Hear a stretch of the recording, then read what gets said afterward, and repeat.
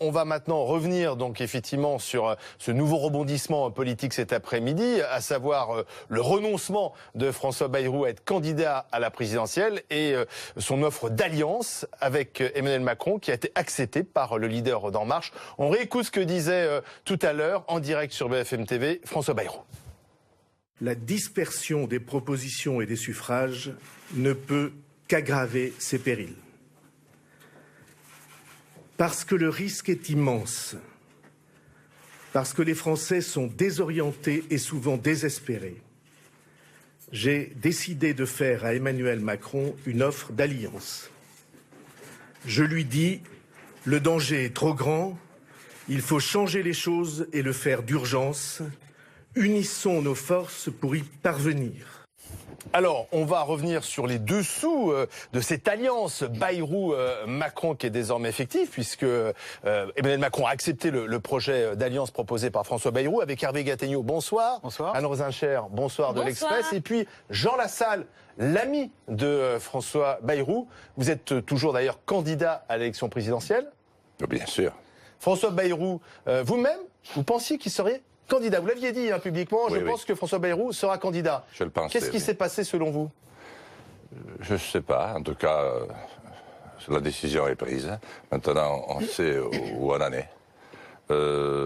C'est pas une rupture complète, contrairement à ce qu'il a pu dire, humaine. C'est un changement par rapport à l'analyse de notre temps. C'est-à-dire que notre temps est devenu une dictature impitoyable. Il est resté le ministre d'il y a 30 ans. Il n'a pas vu que tout avait changé et que nous sommes, il le dit d'ailleurs, mais il n'apporte pas d'éléments de réponse au bord de la révolution et peut-être un peu pire encore. Par contre, je dirais que, bon, Macron, si Coluche était de retour, il dirait, on l'a lancé comme homo, comme, tu sais, de Télémarque, Bonux, on a le dernier Macron à la mode. Alors vous dites finalement François Bayrou n'avait pas d'autre choix que de renoncer à être candidat parce qu'il n'était plus en phase avec la réalité politique, mais il n'était pas obligé de rejoindre Macron. Et vous le dites vous-même, effectivement, il n'était pas obligé. Et pourquoi il l'a fait selon vous? Mais parce que je crois que depuis quelques années, il avait perdu le fil de notre histoire. Il n'est pas le seul. Je l'ai dit et redit, j'ai écrit 4 livres. J'ai fait un tour de France. J'ai bien des fois été moqué, moi aussi. Beaucoup. Mais maintenant, je suis face à mes responsabilités. Ce peuple entend être rassemblé. Il ne supporte plus ces campagnes qui n'en sont plus. Où la question est de savoir si Fillon ira avec la justice ou pas. Si Macron et Bayrou vont faire des noces ensemble, si Mélenchon va recevoir Hamon et pendant ce temps, on ne dit rien d'une agriculture qui agonise et d'une industrie qui est morte dans un grand pays. Jean Lassalle, mais François Bayrou, il fait aussi le constat que la situation du pays est grave. Marine Le Pen est aux portes du pouvoir et il dit d'ailleurs en préambule, finalement, une candidature supplémentaire fragilise encore plus la situation. Quel est l'intérêt, par exemple, d'être encore candidat comme vous l'êtes et comme ça de multiplier les candidatures? Parce que vous trouvez qu'il y a beaucoup de candidatures qui disent quelque chose. Moi, je regarde intensément avec mes yeux et je n'entends rien. Nous n'avons rien dit sur la France. Parce que nous avons un système qui était le nôtre au départ. Mais en 30 ans, nous l'avons laissé devenir une véritable dictature qui nous prend à la gorge. Nous, les politiques, nous sommes un théâtre d'hommes. Et même, hélas, vous-même, vous êtes obligés de nous accompagner. Donc, il faut libérer d'abord la France de cette situation. Ça donnera de l'air à nos frères européens et ça donnera un signal très grand à l'ensemble du monde qui attend quelque chose. Hervé Gattegno, il a raison, Jean Lassalle, quand il dit que François Bayrou n'avait pas d'autre choix que de renoncer à être candidat. Oui, évidemment, François Bayrou n'avait pas d'autre choix. Et d'ailleurs, je vais vous dire, depuis 2 mois, chaque fois que je dis à un confrère journaliste ou à un homme politique, François Bayrou ne sera pas candidat, la réponse que j'obtiens systématiquement, c'est oui, sauf si vraiment il est tellement mégalo qu'il le fait quand même. Et il paraît qu'il a hésité jusqu'au bout. Hein. Non, moi je ne crois pas. Je ne crois pas une seconde que François Bayrou ait hésité jusqu'au bout. Je pense que François Bayrou était puissamment animé d'une envie envie d'exister dans cette campagne présidentielle, et donc il a cherché, non pas le meilleur moyen, mais le seul moyen d'exister un temps soit peu dans cette campagne. François Bayrou n'a pas d'argent, chacun le sait, il n'a quasiment plus de parti, il n'a plus de militants, il lui reste Marielle de Sarnez pour coller les affiches, puisque Jean Lassalle, ici présent, ne veut plus le faire, et au fond, dans les sondages, la version la plus optimiste pour lui, c'est 6%. Donc François Bayrou, il a cherché une solution. Alors il est allé négocier avec François Fillon. François Fillon n'a pas voulu d'un accord avec François Bayrou. Et donc aujourd'hui, il soutient un candidat qu'il dénigrait il y a un mois. Il était un des pires contempteurs d'Emmanuel Macron il y a un mois. Et donc aujourd'hui, il lui propose une alliance. Alors donc je trouve qu'il y a une première information, c'est que François Bayrou n'est pas si mégalo qu'on le dit. Il s'est montré raisonnable. La deuxième info du jour, c'est que Emmanuel Macron est dans une position politique dans sa campagne telle qu'il n'a pas d'autre choix que d'accepter ce que François Bayrou présente comme une alliance et qui, entre nous, ne ressemble pas tellement à une alliance puisque, je le répète, François Bayrou est à peu près seul et que Emmanuel Macron a toujours dit qu'il ne voulait pas faire de combinaison partisane.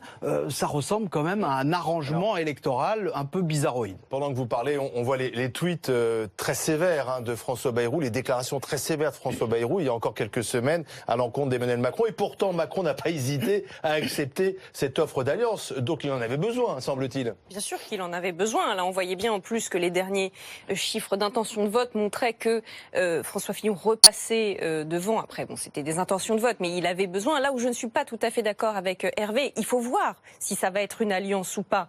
Je pense qu'aujourd'hui, Macron l'accepte comme tel. Oui, je pense qu'aujourd'hui, c'est le ralliement, même si François Bayrou récusait ce terme, mais c'est le ralliement le plus cohérent et peut-être celui qui peut le plus faire mouche. Nous avons quand même là deux centristes qui, depuis le début, demandent un dépassement Macron du clivage. ne se présente pas comme centriste. Non, Enfin, les deux veulent dépasser les clivages. Dépassement du clivage gauche-droite. Jean Lassalle est centriste. Oui, dépassement du clivage gauche-droite. D'ailleurs, c'est ce qu'il a dit à un moment, François Bayrou. Il a dit peut-être enfin le projet de dépassement des clivages que je propose depuis 15 ans est-il à portée de la main. Donc oui, ils en ont besoin tous les deux.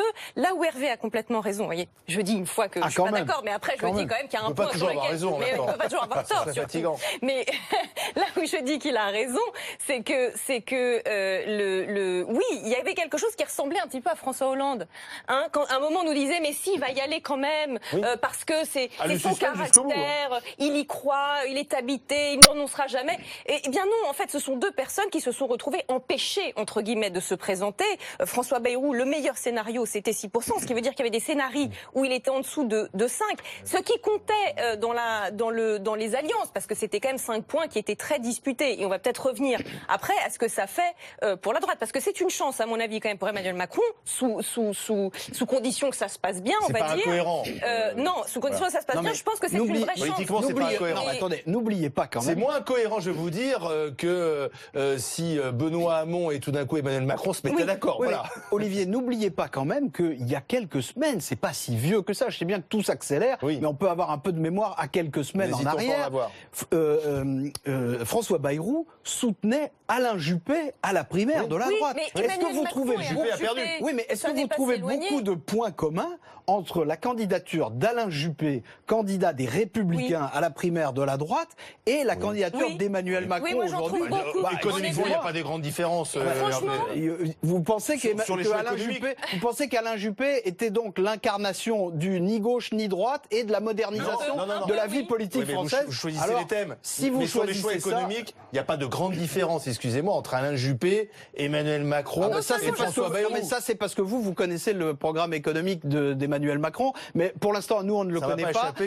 Pour l'instant, on ne le connaît pas. C'est un libéral comme Juppé et comme Bayrou. Pour l'instant, nous, on ne le connaît pas. Et donc, de deux choses l'une. Soit François Bayrou adhère à la campagne d'Emmanuel Macron sans connaître son projet, ce qui serait un peu bizarre s'agissant de François Bayrou, qui est toujours apparu comme un homme responsable et raisonnable. Soit François Bayrou est le seul à connaître le projet d'Emmanuel Macron, et cela veut dire qu'ils sont en train de s'arranger depuis plusieurs semaines déjà, ce que je n'exclus pas, puisqu'en début de semaine, les proches d'Emmanuel Macron annonçaient que cette semaine, il allait y avoir un ralliement de poids, et je pense qu'ils ne pensaient pas à François de Rugy. Jean Lassalle, François Bayrou a quand même posé des conditions pour que cette alliance fonctionne.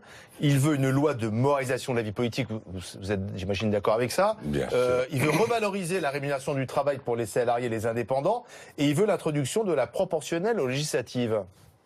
Alors, écoutez, d'abord, s'il vous plaît, le programme Macron-Bayrou, je vous ai entendu en parler, je partage beaucoup de ce qui a été dit, donc ça m'évite de perdre du temps en y revenant.